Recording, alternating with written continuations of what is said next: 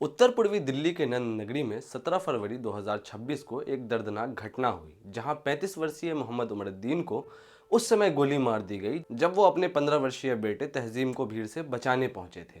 बताया गया कि तहजीम को कुछ लोगों ने रास्ते में घेरकर उसकी धार्मिक पहचान को लेकर अपमानित किया और मारपीट शुरू कर दी, जिसके बाद उसने अपने पिता को फोन कर मदद के लिए बुलाया।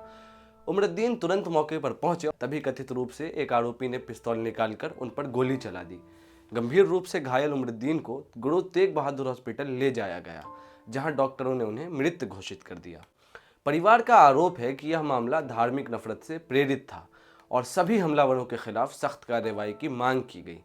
पुलिस का कहना है कि पुलिस इस मामले की जांच कर रही है और आरोपियों की पहचान व भूमिका की पड़ताल चल रही है। मकतूब मीडिया की रिपोर्ट के मुताबिक मोहम्मद उमरुद्दीन की हत्या के बाद सोशल मीडिया पर सामने आए वीडियो में उनकी पत्नी घटना का क्रम बताते हुए बिलखती हुई दिखाई दे रही हैं। उनकी पत्नी कहते हुए सुनाई देती हैं कि मेरे बच्चों से उनका साया छीन लिया गया है, यानी उनके बच्चों के सिर से अब पिता का साया उठ चुका है।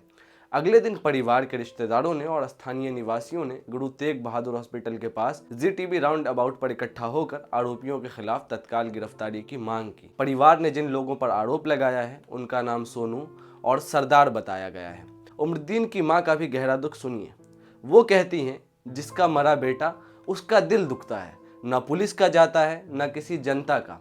छोटे बच्चे हैं उसके, क्या होगा उनका। फौज मीडिया से बात करते हुए उमरुद्दीन के पिता, जो खुद भी काफी बीमार हैं, बूढ़े हैं, रोते हुए जो कुछ कह रहे हैं वो उन तमाम बातों की जुबान बन रहा है जिन्हें कथित तौर पर भारतीय प्रोपेगेंडा, मीडिया के प्रोपेगेंडा, सरकार के प्रोपेगेंडा के जरिए दबाने या छिपाने की कोशिश की जा रही है। आप पहले उनके बयान को सुनिए। सरदार कहता है कि मैं सारे मुसलमानों को खत्म कर दूंगा। उसके छोटे छोटे बच्चे हैं कि क्या होगा उनका।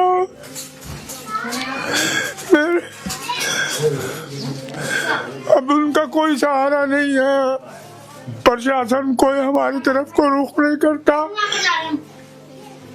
अब हम यही सोचते हैं कि मुसलमान है, कूड़े का ढेर है, मर गया फेंक दो इसे। भारत में जब भी कोई इस प्रकार की बात करता है, अपनी चिंता को जाहिर करता है कि हिंदुस्तान में मुसलमान सुरक्षित नहीं है, तो अक्सर बहस असल मुद्दों से हटकर आपको ही कटघरे में खड़ा कर देती है। देशभक्ति पर सवाल उठाए जाते हैं, पाकिस्तान भेजने की बातें होती हैं और यह भी तर्क दिया जाता है कि सब ठीक है, मुसलमान आपस में ही इको चैम्बर बना करके जी रहे हैं। लेकिन अगर आप इस दावे को तथ्यों की कसौटी पर रखकर देखें तो क्विंट की इसी रिपोर्ट को देख लीजिए। आरटीआई के जरिए खुलासा हुआ है कि केंद्र सरकार के सांस्कृतिक मंत्रालय ने 63 लाख रुपए की राशि सनातन संस्था के कार्यक्रम के लिए दिए। यह कार्यक्रम दिल्ली के भारत मंडपम में सनातन राष्ट्र शंखनाद महोत्सव के नाम पर आयोजित हुआ था। रिपोर्ट के अनुसार उसी मंच से कई वक्ताओं ने खुलेआम हिंदू राष्ट्र की स्थापना, मुसलमानों को घुसपैठिया बताया, उन्हें देश से बाहर निकालने, उनके नरसंहार की, एनआरसी लागू करने की और आबादी नियंत्रण करने जैसे बयान दिए। कुछ भाषणों में धर्मांतरण की भी बात की गई। यानी एक ऐसा आयोजन जिसे सरकारी पैसा मिल रहा है, वहां सार्वजनिक रूप से एक पूरे समुदाय के अधिकारों और नागरिकता पर सवाल खड़े किए जा रहे हैं। अगर किसी कार्यक्रम में एक धार्मिक समुदाय के खिलाफ इस तरह की मांगे और भाषा इस्तेमाल होती हैं और वह कार्यक्रम सरकारी फंड से आयोजित हो, तो क्या ये सिर्फ व्यक्तिगत राय कहकर टाला जा सकता है, टाल दिया जाएगा? कभी अखलाक, कभी पहलू खान, कभी तबरेज अंसारी लंबी फहरिस्त है। जो लोग लिंचिंग करते थे, सरकार के मंत्री जाके उनको माला पहनाते थे, लेकिन जिसकी लिंचिंग होती थी उसके साथ जाके कोई खड़ा नहीं होता था।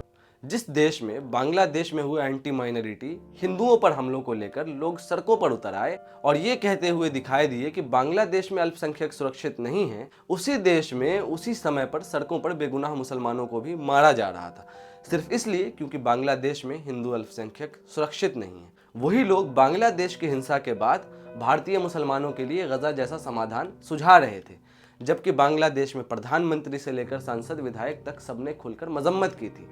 लेकिन अमृतकाल के इस भारत में नरसंहार की बात करने वालों को संरक्षण मिलता है, नफरत भरे भाषण दिए जाते हैं, मंत्री दुकान बंद करवाते घूमते फिरते हैं, हिंदू आतंकवादियों को माला पहनाया जाता है और जनता बलात्कारियों और दंगाइयों को धर्म रक्षक कहकर सदन भेज देती है। आप भोली भाली जनता को ये बात समझ आ जाना चाहिए कि अल्पसंख्यक अधिकारों की चिंता नहीं कर रहे होते, बल्कि मुसलमानों से नफरत का बहाना तलाश रहे होते हैं और हर रोज कुछ न कुछ ऐसा गढ़ देते हैं जो इन्हें किसी मुसलमान को मारने, पीटने या जान से खत्म कर देने का झूठा नैतिक अधिकार दे देता है, क्योंकि उन्हें मालूम है कि उनके साथ सरकार का रवैया क्या रहने वाला है इस कुकर्म के बाद, अपराध के बाद। आप मेरी इन बातों से असहमत भी हो सकते हैं, लेकिन जाते जाते आप एक और रिपोर्ट देख जाइए। Centre for the study of organised hate की 2025 की रिपोर्ट बताती है कि एक वर्ष के भीतर 1318 प्रत्यक्ष हेट स्पीच की घटनाएं दर्ज की गई। इनका मुख्य लक्ष्य धार्मिक अल्पसंख्यक, विशेषकर मुसलमान थे। रिपोर्ट में दर्ज है कि सैकड़ों मामलों में मुसलमानों को राष्ट्र के लिए खतरा, घुसपैठिया या षड्यंत्रकारी बताया गया। लगभग 300 से ज्यादा अधिक घटनाओं में हिंसा के प्रत्यक्ष या परोक्ष आह्वान दर्ज किए गए और सामाजिक आर्थिक बहिष्कार का आह्वान किया गया। रिपोर्ट यह भी बताती है कि भाषणों का बड़ा हिस्सा सार्वजनिक मंचों, राजनीतिक रैलियों, धार्मिक सभाओं और जुलूसों में दिया गया। उमरुद्दीन और हर उस मुसलमान के नाम जिसने अपने घर में खौफ देखा, सड़क पर अपमान झेला या रोज किसी न किसी रूप में नफरत और हिंसा को महसूस किया है। आपका दर्द असली है। यह सिर्फ एक घटना नहीं होती है, यह एक पूरा घर तोड़ दिया जाता है। एक पिता की मौत, एक पति की मौत सिर्फ एक मौत नहीं है, बच्चों के सिर से साया उठ गया है, परिवार का छत चला गया है। एक थप्पड़ सिर्फ थप्पड़ नहीं होती, ये एक संदेश होता है जहां ये बताया जाता है कि तुम्हारी हैसियत क्या है। जो रोज डर के साथ जी रहे हैं उन्हें ये समझने की जरूरत नहीं है कि हालात क्या हैं, या समझाने की भी जरूरत नहीं है। वे उसे महसूस कर रहे हैं, जी रहे हैं। आपकी पीड़ा को भले ही ओवर रिएक्शन या इको चैम्बर कह दिया जाए, या कहना आसान भी है, लेकिन जिन पर गुजरती है उनके लिए यह रोज का सच है। इनके जिंदगी का अब एक हिस्सा बन चुका है। मुसलमान है, कूड़े का ढेर है, मर गया फेंक दो इसे। भोली भाली जनता से भी एक अपील है, अगर आप सचमुच न्याय प्रिय हैं तो यह सवाल खुद से पूछिए, क्या किसी बेगुनाह मुसलमान पर हमला आपके धर्म की रक्षा है? क्या किसी की दुकान बंद करवा देना, भीड़ में नाम पूछकर मारना या उसे खतरा बताना आपको सुरक्षित बनाता है? आप जो चुप रहते हैं, आपका जो भोलापन है, ये कानून को कमजोर करता है, न्यायिक व्यवस्था को कमजोर करता है। नफरत की आग कभी भी सीमित नहीं रहती। आज अगर वो किसी और के दरवाजे पर है तो कल आपके दरवाजे तक भी आ सकती है। मेरी इस बात को ध्यान में रखिएगा। आप देख रहे थे रियाज की रिपोर्ट। धन्यवाद।